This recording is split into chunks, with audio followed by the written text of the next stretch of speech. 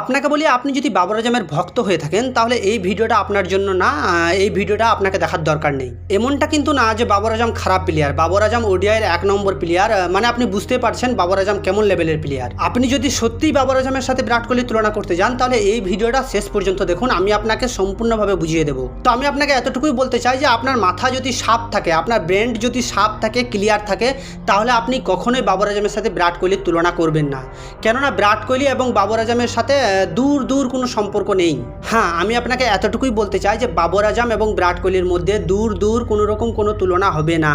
আপনাকে বলি তো, আজ আমি বিরাট কোহলি এবং বাবর আজমের মধ্যে রানের কম্পেয়ার করব না, আমি স্কোরের কম্পেয়ার করব না, আমি কম্পেয়ার করবো যে তাদের মাইন্ডসেট, তাদের দুজনের মাইন্ডসেট কেমন। হ্যাঁ, আর আপনি যদি বাবর আজমেরও ফান হয়ে থাকেন আর এই ভিডিওটা যদি শেষ পর্যন্ত আপনি দেখেন তাহলে আপনি আমার কথাগুলোর মধ্যে সহমত হয়ে যাবেন যে হ্যাঁ, আমি ঠিক বলেছি। একটা কথা আপনি ভেবে দেখুন যে বিরাট কোহলির ফাইনাল ছাড়া এই বছর টি-20 ওয়ার্ল্ড কাপে, মানে 2024 টি-20 ওয়ার্ল্ড কাপে একটাও ভালো ইনিংস আছে কি? আপনারা খুব ভালোভাবে জানেন যে একটাও ভালো ইনিংস নেই বিরাট কোহলির। কেন? কারণ হচ্ছে যে বিরাট কোহলি সেই লেভেলের ক্রিকেট খেলার চেষ্টা করেছে যে লেভেলের বিরাট কোহলি না। কারণ আপনাকে বলি তো, আজকের দিনে সে ক্রিকেটে মডার্ন ডে ক্রিকেট খেলতে চেষ্টা করেছে, সে অ্যাগ্রেসিভ খেলতে চেষ্টা করেছে। কেননা আপনাকে বলি তো, কমেন্টেটাররা এটার সাথে সাথে বিরাট কোহলিকে এটাও কমেন্ট করছিল যে এটা আপনার ক্রিকেট না, এটা বিরাট কোহলির ক্রিকেট হতেই পারে না। কারণ আপনাকে বলি তো, বিরাট কোহলি সময়ের সাথে সাথে মডার্ন ডে ক্রিকেট শুরু করতে চেয়েছিল, যার কারণে বিরাট কোহলির স্কোর 5, 6, 9 এরকম টাইপের, যেটা কমেন্টেটাররাও বারবার ম্যাচের মধ্যে বলছিল এটা বিরাট কোহলির ক্রিকেট না। কিন্তু এবার আমি আপনাকে বলি যে বিরাট কোহলি কেন অ্যাগ্রেসিভ ক্রিকেট খেলতে শুরু করেছিল, কেন? কারণ হচ্ছে ডিমান্ড ছিল। টিম বিরাট কোহলির থেকে ক্লাসিক্স ইনিংস চাই না, টিম বিরাট কোহলির থেকে মডার্ন ডে ক্রিকেট ইনিংস চাই। এবার ভেবে দেখুন তো, কি বাবর আজম কখনো এরকম করেছে, কখনো এরকম করবে? এবার বলুন আপনার কি মনে হয় এই বিষয়টাকে নিয়ে? সেটা যদি রাওয়ালপিন্ডির গ্রাউন্ড হয়, সেটা যদি অ্যাডাম পার্কেরই গ্রাউন্ড হয়, সেটা যদি লাহোরেরও গ্রাউন্ড হয়, বাবর আজম যেখানেই যাক না কেন, বাবর আজম শুধু গিয়ে দেখবে যে উইকেট কেমনভাবে কাজ করছে। সে আরাম করে দেখবে যে পিচ কেমন কাজ করবে ব্যাটিংয়ের উপর। আর সে ওখানে গিয়ে সে তার মতো খেলবে, 39 বলে 50 করবে। আর পাকিস্তানের যখন 10 বলে 15 রান দরকার, যখন 10 বলে 20 রান দরকার, তখন সে আউট হয়ে গ্রাউন্ডের বাইরে চলে আসবে।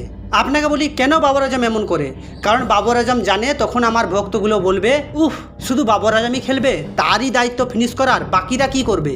আর আপনাকে বলি সেকেন্ড সাইড, আপনি যদি বিরাট কোহলিকে দেখেন তাহলে সে তার ক্রিকেট খেলাই চেঞ্জ করে দিয়েছে, সে তার ক্রিকেট স্টাইলই চেঞ্জ করে দিয়েছে। কারণ সে এটাই বোঝে যে আমার থেকে টিম কি চাই, আমি তেমনভাবে খেলবো না যেটা আমি খেলি, আমাকে তেমনভাবে খেলতে হবে যেটা আমার থেকে টিম আশা করে।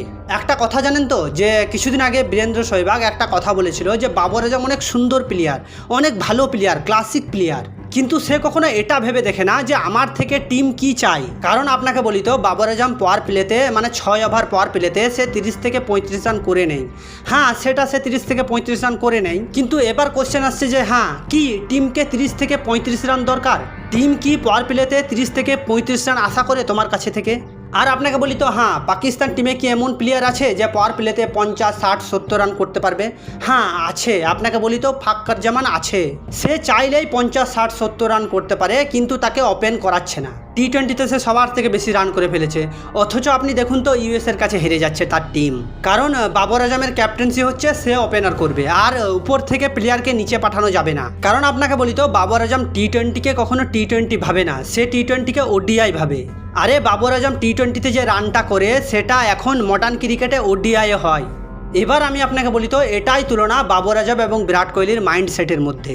যে কোনোদিনও টিমের জন্য খেলে না, সে কোনোদিনও টিমকে জেতানোর জন্য খেলে না। আমি আপনাকে এমনটা বলতে চাই না যে সে জেনে বুঝে নিজের জন্য খেলে, কারণ সে ভাবে যে সে টিমের জন্যই খেলছে, কারণ তার চিন্তাধারা অতটুকুই। আপনাকে বলি তো, আপনি জেনে থাকবেন কিছুদিন আগে মোহাম্মদ হারিস বলেছিল যে আমাকে পাওয়ার প্লেতে দিন, আমি পাওয়ার প্লেতে 50 রান করে দেখিয়ে দেবো। কিন্তু তাকে আসতে দেবে না বাবর আজম, কারণ সে যদি করে যায় তাহলে বাবর আজমের ভ্যালুটা কমে যাবে। বাবর আজমকে বোঝা উচিত যে ক্রিকেট হচ্ছে মাইন্ডসেটের খেলা। তো চলুন আজ এইটুকুই।